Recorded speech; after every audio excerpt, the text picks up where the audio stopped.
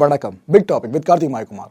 Squid கேமில் ஒரு மிகப்பெரிய ரோல் எடுத்து பண்ணியிருப்பார் பாருங்க. ஒரு 78 வயசு தாத்தா. அந்த தாத்தா சார்ந்து ஒரு இளம் பெண் புகாரை பதிவு பண்ணியிருக்காங்க. எப்போவோ பதிவு பண்ண புகார் நடுவில் கேஸ் முடிச்சு வைக்கப்படுச்சு. இப்போ திரும்ப அந்த கேஸை தோண்டி துருவ ஆரம்பிச்சிருக்காங்க. தாத்தாக்கு இதுக்கப்புறம் தலைவலியாக என்னதை பற்றி தான் முழுக்க இந்த ஷோவில் பேச போகிற நிகழ்ச்சியில் போகலாம்.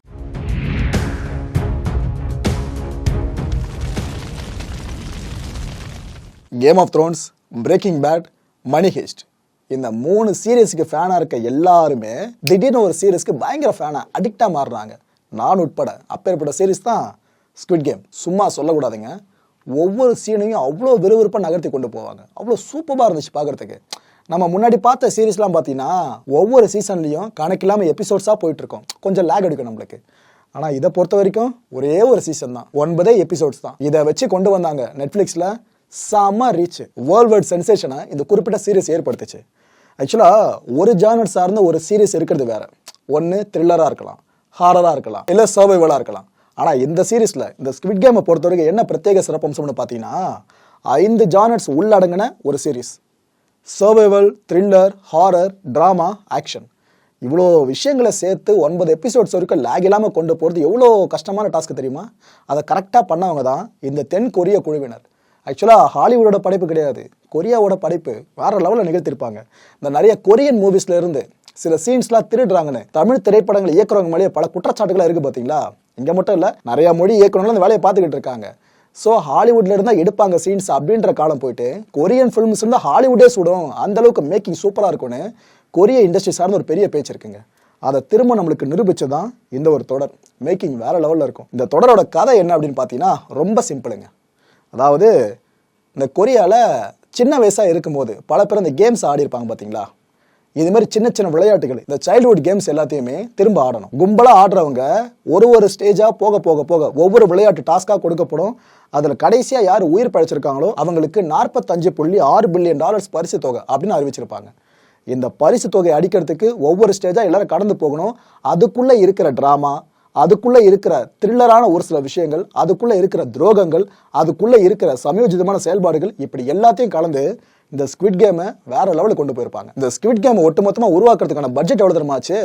வெறும் $21 மில்லியன் மட்டும்தான். ஆனால் நெட்ஃப்ளிக்ஸ் நிறுவனம் இந்த ஒரே ஒரு சீரீஸை வச்சு எவ்வளோ தெரியுமா லாபம் பார்த்தாங்க? லாபம் மட்டுமே சொல்கிறேன், ஓகேவா? ப்ராஃபிட் மட்டுமே சொல்கிறேன். $1 பில்லியன். எடுத்தது $21 மில்லியன், ஆனால் லாபம் பார்த்தது $1 பில்லியன் மேலே. இவ்வளோ கல்லா கிடைச்சா அவங்களுக்கு. அதுவும் இல்லாமல் நெட்ஃப்ளிக்ஸை சப்ஸ்கிரைப் பண்ணணும்னு சொல்லிட்டு பல பேரை சந்தாதாரர்களை இணைய ஆரம்பித்தாங்க இந்த ஒரு சீரீஸ்க்காக மட்டுமே. லட்சக்கணக்கில் புதிய சப்ஸ்கிரிப்ஷன்ஸ் இந்த ஒரு சீரீஸ் மூலமாக நெட்ஃப்ளிக்ஸுக்கு கிடைச்சிது. அண்ட் நெட்ஃப்ளிக்ஸோட பிக்கெஸ்ட் ஒரிஜினல் சீரீஸ் அப்படின்ற பெரிய பெயரும் இந்த சீரீஸுக்கு கிடைச்சிது.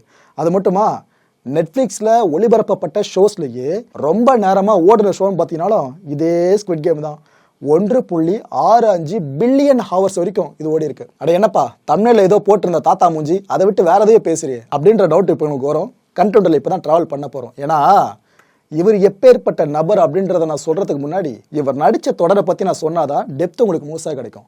நான் இவ்வளவு தடவை சொல்லிட்டு இருந்தேன் பாருங்க, ஸ்குவிட் கேம்னு. அதுல கேரக்டர்ஸ் இல்லாம அந்த ஒரு குறிப்பிட்ட சீரீஸ் நகர்த்தி கொண்டு போக முடியாதுல்ல. அதுல பிரைமரி கேரக்டரே பார்த்தீங்கன்னா இந்த தாத்தா தான். 78 வயசான இந்த தாத்தா. இவர் பேரு ஓ யங் சூ. இவர் அந்த குறிப்பிட்ட ஸ்குவிட் கேமில் ஹார்ம்லெஸ் ஓல்டு மேன் அப்படின்ற கேரக்டர்லாம் பண்ணியிருப்பாருங்க. ஆக்சுவலாக அந்த சீரீஸில் அந்த கேரக்டர் நேம் கிடையாது, இவரோட குணாதிசயம், அந்த கேரக்டரோட குணாதிசயம் சொல்லிட்டு இப்படி தான் சொல்லியிருப்பாங்க. அதாவது கூட இருக்க யாருமே நம்ப முடியாத அளவுக்கு தான் ஒவ்வொரு ஸ்டேஜும் போக அந்த சீரீஸில் இருக்கும். ஆனால் அந்த தாத்தா பொறுத்த வரைக்கும் எல்லாருமே நினச்சிக்கிட்டு இருக்கிறது வயசானவர், இவரால் என்ன பிரச்சனை வரப்போகுது. ஆனால் இவர் டீமில் வச்சிருந்தாலும் அது வேலைக்கு ஆகாது. இவர் நல்லா பவர்ஃபுல் பாடி மாதிரி இல்லை, பயங்கரமாக யோசிக்கிற மாதிரி தெரியலன்னு புறந்தள்ளிக்கிட்டே வருவாங்க. ஆனால் ஹீரோ தான் கடைசி வரைக்கும் இந்த ஹார்ம்லெஸ் ஓல்டு மேனை கூடயே கூட்டு போவாப்ல. இப்பேற்பட்ட கேரக்டர் நடிச்சிருக்க இவரோட ஒரு பகுதியை பற்றி மட்டும் தான் நான் சொன்னேன். ஆனால் இந்த கேம் சொன்ன பாருங்க, ஸ்குவிட் கேமு, இதோட பிதாமகனை இந்த தாத்தா தான். இது சீரீஸோட கடைசி கட்டத்தில் தான் ரிவீலே பண்ணுவாங்க. அப்பேற்பட்ட கேரக்டரில் தான் இவர் நடிச்சிருந்தாரு. சூப்பராக இருக்குங்க பர்ஃபார்மன்ஸ். நம்ம ஹாலிவுட்டில் ஒரு தாத்தாவோட பர்ஃபார்மன்ஸை பார்த்து பயங்கரமாக ரசிப்போம் பாருங்க. செம்மையாக நடிக்கிறார்ப்பா, நடிக்கிறதே தெரிய மாட்டேதுப்பான்ட்டு. நம்ம மார்கன் ஃப்ரீமேன் கிட்டத்தட்ட அவரை மாதிரி கொரியாவில் ஒருத்தர் தான் அப்படி இருக்கும். அவர் தாங்க இவர், ஓ யங் சூ அவர்கள். இவர் நடிச்சிருந்த அந்த கேரக்டர் பயங்கரமாக பேசப்படுச்சு. டெம்ப்ளேட்டாக கூட, நிறைய மீம் டெம்ப்ளேட்டாக கூட இவரோட முகத்தை எல்லாரும் பயன்படுத்த ஆரம்பித்தாங்க. ஏன்னா ஒரு பக்கம் பார்த்தீங்கன்னா விஷமத்தனம், யாருக்குமே தெரியாத விஷமத்தனம், உச்சக்கட்ட விஷமத்தனம். ஆனால் முகத்தை பார்க்கறதுக்கும் அப்பாவியான செய்கைகளை பார்க்கறதுக்கும் பாவப்பட்ட மனுஷனாக இருக்காருன்னு ஃபீல் பண்ண வைப்பாப்ல. ஏன்னா படுக்கையிலேயே சிறுநீர் கழிக்கிறதா இருக்கட்டும், இது போல விஷயங்கள்லாம் அந்த சீரீஸில் வரும். அப்படி காமிச்சிருப்பான் அந்த கேரக்டரை. அப்பேற்பட்ட கேரக்டரை நடித்ததுனாலேயே சவுத் கொரியாவுக்கு ஒரு பெரிய பெருமை கிடைச்சதுங்க. அதாவது இந்த கோல்டன் குளோப் விருது இருக்குல்ல, இந்த விருது தென் கொரியாவை சேர்ந்த ஒரு கலைஞருக்கு முறையாக கிடைச்சது. அப்பேற்பட்ட விருது அந்த நாட்டுக்கு வாங்கி கொடுத்தது நன் அதர் தென் ஓ யங் சூ தான். அதுவும் அந்த நாட்டோட பிரசிடென்ட் வரைக்குமே பாராட்டினாங்க. இவரை மனித நேயத்தை பறைசாற்றிய தொடரில் நீங்கள் நடிச்சிருக்கீங்க, உங்கள் மூலமாக நம்ம நாட்டுக்கு பெரிய பெருமை கிடைச்சிருக்குன்னு அதிபரி பயங்கரமாக ஆகா ஓகோன்னு பாராட்டினாரு நம்ம ஓ யங் சூவை. 78 வயசுலலாம் சாதிக்க முடியுமா அப்படின்னு யாராவது கேட்டாங்கன்னா இவரோட புகைப்படத்தை அவங்க கிட்ட காட்டுங்க. 1944 பிறந்தவர் தான் ஓ யங் சூ. 1963 வருஷத்துலேருந்து இவர் நாடகங்களில் நடிக்க ஆரம்பிச்சாருங்க. இந்த நம்ம ஊரில் போடுமே மேடை நாடகங்கள், லிட்டரலாக கொரியாலையும் அதே தான் நடந்திருக்கு. அதில் நடிச்சிட்டு இருந்திருக்காப்புல. நூற்றுக்கணக்கான நாடகங்கள், மேடை நாடகங்கள் நடிச்சிருக்காரு. அண்ட் டிவி தொடர்களுக்கு வர்றாரு. அதுக்கப்புறம் சினிமாலையும் தலை காட்ட ஆரம்பிக்கிறாரு. அட்வர்டைஸ்மெண்ட்டில் கூட இவரை பயன்படுத்துகிறாங்க. அப்போ சவுத் கொரியாவில் எவ்வளோ பிரபலமாக இருந்திருப்பார் பாருங்க. இவர் பிறந்ததே பார்த்தீங்கன்னா இப்போ இருக்க வடகொரியாவுக்கு சொந்தமான பகுதியில். அப்பேற்பட்ட கான்ஃப்ளிக்ட் ஜோனில் இவர் அப்போ பிறந்திருக்காரு. பிரச்சனைகளை எட்டி பார்க்க ஆரம்பிச்சதுல கொரிய நாடுகளுக்கு இடையில அந்த டைமில் பிறந்திருக்காப்புல. அப்படி பிறந்தது ஒரு நபரால் ஒட்டுமொத்த கொரியாவுக்கும் பெருமானு தான் கொரிய தீபகற்பத்தில் இருக்க எல்லாருமே நினைக்க ஆரம்பிச்சாங்க. ஆனால் விதி வெளியது, நார்த் கொரியாவை ரெக்கக்னைஸ் பண்ணலை. ஆனால் சவுத் கொரியா விருது மேலே விருதாக கொடுத்து இந்த மனுஷனை அவ்வளோ அழகு பார்த்தாங்க. இப்பேற்பட்ட ஒரு ஆளுமை இங்கே அவர் பேஸ்மெண்ட் ஃபுல்லாக அவனை புரிஞ்சுட்டு இருக்க. இப்போ ஏற்பட்ட ஒரு ஆளுமைன்னு சொல்லிட்டு இதுக்கப்புறம் நீங்கள் பார்க்க போகிறத நெகட்டிவான பல விஷயங்கள் என்னன்னா, கடந்த 2021 வருஷம் டிசம்பர் மாதம் வாக்கில் ஒரு இளம் பெண் போலீஸில் புகார் பதிவு பண்ணுறாங்க கொரியாவில். இது போல் ஓ யங் சூ என்னை தப்பாக தொட்டுட்டாரு, என்கிட்ட மிஸ்பிஹேவ் பண்ணிட்டாருன்னு அவங்க கம்ப்ளைண்ட் ஃபைல் பண்ணுறாங்க. இது ஆக்சுவலாக நடந்தது எப்போன்னு பார்த்தீங்கன்னா 2017 வருஷம் மிட்டில் நடந்திருக்கு. அப்போ நடந்த சம்பவத்துக்கான புகாரை பதிவு பண்ணது 2021 டிசம்பரில். ஸோ இவ்வளோ டிலே பண்ணியிருக்காங்க அந்த லேடி. இந்த விஷயம் வெளியே வந்ததுமே நம்ம தாத்தாவை கூப்பிட்டு கேட்டிருக்காங்க, என்னங்க இது போல் உங்கள் மேலே குற்றச்சாட்டு வருது அப்படின்னு சொல்லிட்டு. அப்போ அவர் தன் மீதான குற்றச்சாட்டை முழுமையாக மறுத்துட்டு இருக்காரு. இதுக்கப்புறம் ஆதாரம் தேடுற முயற்சியில் இந்த இளம் பெண்ணோட தரப்பினர் இறங்குறாங்க. ஆனால் பெருசாக அதில் பலன் எதுவுமே கிடைக்கல. அதுக்கப்புறம் கடந்த ஏப்ரல் மாதம், இது 2022 வருஷம் கடந்த ஏப்ரல் மாதம் இந்த வழக்கை முடிச்சே வச்சுட்டாங்க. ஏமா அவர் மேலே தப்பு இல்லைம்மா அப்படின்னு சொல்லிட்டு. இதோடு முடிஞ்சிருச்சா? இதோடு முடிஞ்சிருச்சுன்னு பார்த்தா திரும்ப இப்போ ஆரம்பிச்சிருக்குங்க. இந்த முடிச்சு வைக்கப்பட்ட வழக்கை ப்ராசிக்யூட்டர்ஸ் ஆஃபீஸ்லேருந்து இப்போ திரும்ப ஓப்பன் பண்ணியிருக்காங்க. இல்லை இன்வெஸ்டிகேட் பண்ணுறோம் அப்படின்னு சொல்லிட்டு. இந்த குற்றச்சாட்டை பற்றி திரும்ப இந்த தாத்தா கிட்ட கேட்குறப்ப அவர் இப்போவும் அப்போ சொன்ன பதிலே தான் சொல்கிறாரு. தொடர்ந்து மறுத்துக்கிட்டு இருக்காரு. என்ன சொல்கிறாப்புல, ஆமாம் அந்த பொண்ணை நான் தொட்டேன், அது உண்மைதான். ஆனால் நான் தப்பான எண்ணத்தில் தொடலை அவங்கள. ஒரு ஏரி ஒன்று இருந்துச்சு, அந்த ஏரியை சுற்றி ஒரு பாதை ஒன்று போயிட்டு இருந்துச்சு. அந்த பாதை தெரியாமல் அந்த பொண்ணு அங்கே நின்றுக்கிட்டு இருந்தாங்க, தடுமாறிட்டு இருந்தாங்க. அங்கே ஒரு பாதை இருக்குமான்னு சொல்லிட்டு அவங்க கையை பிடிச்சி நான் கூட்டிகிட்டு போக முற்பட்டேன். இவ்வளோதாங்க நான் பண்ணேன். இதுக்காக ஏதோ நான் அவங்கள தப்பாக தொட்டேன் அப்படின்ற மாதிரி மிஸ்பிஹேவ் பண்ணன்ற மாதிரி அவங்க குற்றம் சாட்டிக்கிட்டு இருக்காங்க. சத்தியமாக நான் அது போல் நினச்ச அந்த பொண்ணை தொடவே இல்லைன்னு தாத்தா சொல்லியிருக்காப்புல. இவர் இவ்வளோ சொன்னதெல்லாம் கூட பெரிய விஷயம் இல்லைங்க. அதுக்கப்புறம் ஒரு வார்த்தையை கூட சேர்க்குறாப்புல, மன்னிப்பு. நான் பண்ணது அந்த பொண்ணோட மனசை ஒருவேளை ஹர்ட் பண்ணியிருந்தாலோ இல்லை நான் தப்பாக தான் நடந்திருப்பேன்னு சொல்லி அவங்க நினச்சிருந்தாலோ நான் பகிரங்கமாக மன்னிப்பு கேட்டுக்கிறமான்னு இதையே சொல்லிட்டாரு. தாத்தா என்னதான் இறங்கி வந்தாலும் அந்த இளம் பெண் இறங்குற மாதிரி தெரிலங்க. அவங்க இப்போ என்ன ஸ்டேட்மெண்ட் வெளியிட்டிருக்காங்கன்னா, செஞ்ச தப்பை அவர் ஒத்துக்கிட்டாலே போதும், நான் அதுக்கப்புறம் ஃபர்தராக எதுவுமே மூவ் பண்ண மாட்டேன். ஆனால் அவர் இப்போ வரைக்கும் மன்னிப்பு கேட்டிருக்காரு தவிர அந்த தப்புக்கான மன்னிப்புன்னு அவர் சொல்ல மாட்டாரு. தான் அந்த தப்பை செய்யவே இல்லைன்னு தொடர்ந்து மழுப்பிக்கிட்டு இருக்காரு. ஆனால் எனக்கு தெரியும் அவர் தப்பான இன்டென்ஷனில் தான் என்னை தொட்டாரு அப்படின்னு அந்த பெண் திரும்ப திரும்ப திரும்ப சொல்லிக்கிட்டு இருக்காங்க. இந்த விஷயத்த நான் லேசில் விடமாட்டோன்னு சொல்லியிருக்காங்க. ஏற்கனவே புள்ளி வச்சு இந்த வழக்கை முடிச்சிட்டாங்க. பார்த்தா கமா போட்டு திரும்ப இப்போ ஆரம்பிச்சிருக்காங்க. இது எங்கே போய் கொண்டு போய் விட போகுதோ? 78 வயசு. இதுக்கப்புறம் அவர் எத்தனை வருஷங்கள் இந்த பூமியில் வாழ போகிறாருன்னு தெரியல.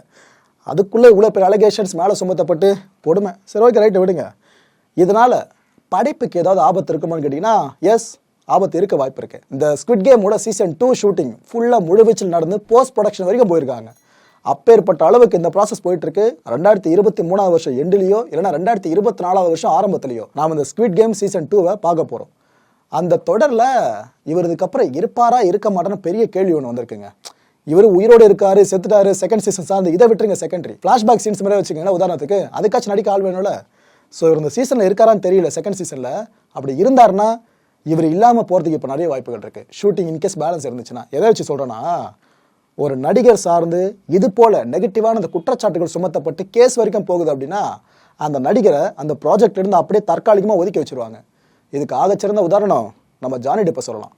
இந்த மனைவி சார்ந்து மிகப்பெரிய குற்றச்சாட்டு ஒன்று எழுப்பப்பட்டு கோர்ட் வரைக்கும் அந்த கேஸ் போயிட்டு இதனால டிஸ்னி நிறுவனம் பைரட்ஸ் ஆஃப் கரீபியன் படத்தோட அடுத்தடுத்த பாகங்கள் இருக்கு.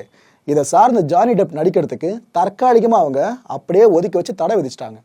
ஜானி டெப்புக்கு செம ஈகோ ட்ரிகர் பண்ணுற விஷயமா அது மாறுச்சு. ஏன்னா அந்த ஒரு கேரக்டருக்கு அந்த மனுஷன் அவ்வளோ உயிர் கொடுத்துருப்பாருங்க. நான் மிகைப்படத்தில் அந்த பைரட்ஸ் ஆஃப் கரீபியன் பட வரிசையில் பார்த்துருந்தா கண்டிப்பாக நான் சொல்கிற ஒரு தாக்கம் புரிஞ்சிருக்கும். அவ்வளோ உயிர் கொடுத்துருப்பாப்ல. உன்னத கலைஞன் ஜானி டெப் அதில் எந்த மாற்ற கருத்தை வேணாம். அந்த மனுஷனுக்கு பயங்கரமாக ஹர்ட் ஆகிட்டு இருக்காது. என்னடா இது கோர்ட்டில் தீர்ப்பே சொல்லலை, ஆனால் அதுக்குள்ளே ஒதுக்கியே வச்சிட்டாங்கண்ணா இங்கேருந்து, இதுக்கப்புறம் எவ்வளோ கோடி கொடுத்தாலும் நான் அந்த படத்தில் நடிக்க மாட்டேன்னு அவரோட பக்கம் பேச ஆரம்பிச்சார். அதுக்கப்புறம் அந்த நிறுவனம் இறங்கி வந்தது, பேசினது, எல்லா விஷயமும் உங்களுக்கு தெரிஞ்சிருக்கும்னு நம்புறேன். இது ஆக்சுவலாக ஹாலிவுட் சினிமா இண்டஸ்ட்ரியில் மட்டும் கிடையாதுங்க, உலகளாவிய சினிமா, சீரியல் அண்ட் சீரிஸ் இண்டஸ்ட்ரியிலையும் ஃபுல்லாக பார்ப்பாங்க. அதை தான் இப்போ இங்கே பார்க்குற மாதிரி இருக்குது. ஒருவேளை அந்த தாத்தா சார்ந்து இந்த விஷயம் பெருசாக மாறுச்சு அப்படின்னா இந்த ஸ்குவிட் கேம் சீசன் 2ல் அவரோட போர்ஷன்ஸ் மேபி நீக்கப்படலாம். அப்படி ஷூட்டிங் பெண்டிங் இருந்துச்சுன்னா அதில் இருந்து கூட தற்காலிகமாக நிறுத்தி வைக்கப்படலாம். இது ஆக்சுவலாக ரொம்ப பெரிய டாஸ்க்கு. இதை பற்றி நான் அஃபிஷியலாக கன்ஃபார்ம் பண்ணாமல் இருக்காங்க இந்த சீரிஸ் எடுத்துகிட்டு இருக்கவங்க. பார்க்கலாம் என்ன சேஞ்ச் நடக்குதுன்னு சொல்லிட்டு.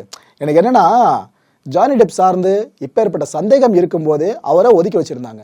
அதுக்கப்புறம் கோர்ட்டே சொல்லிடுச்சு அவர் மேலே தப்பு இல்லைன்னு சொல்லி எல்லா விஷயத்தையும் பாருங்கள் நீங்கள் போங்க நல்லா நடிங்க அப்படின்னு அனுப்பிச்சு வச்சிட்டாங்க. அதுக்கப்புறமா இவர் யாரெல்லாம் சந்தேகக்கண்ணா பார்த்தாங்களோ உங்களை போய் சந்தேகப்பட்டோம் அப்படின்னு அவர்கிட்ட கில்ட்டாக ஃபீல் பண்ண ஆரம்பித்தாங்க. அது மாதிரி அந்த தாத்தாக்கு நடக்க போகுதா இல்லை நம்மளோட எதிர்பார்ப்பெல்லாம் தாண்டி வேறு எதனா நடக்க போதான்றதை பொறுத்திருந்தான் பார்க்கணும். அடுத்த நிகழ்ச்சியில் சந்திக்கலாம். நன்றி, வணக்கம்.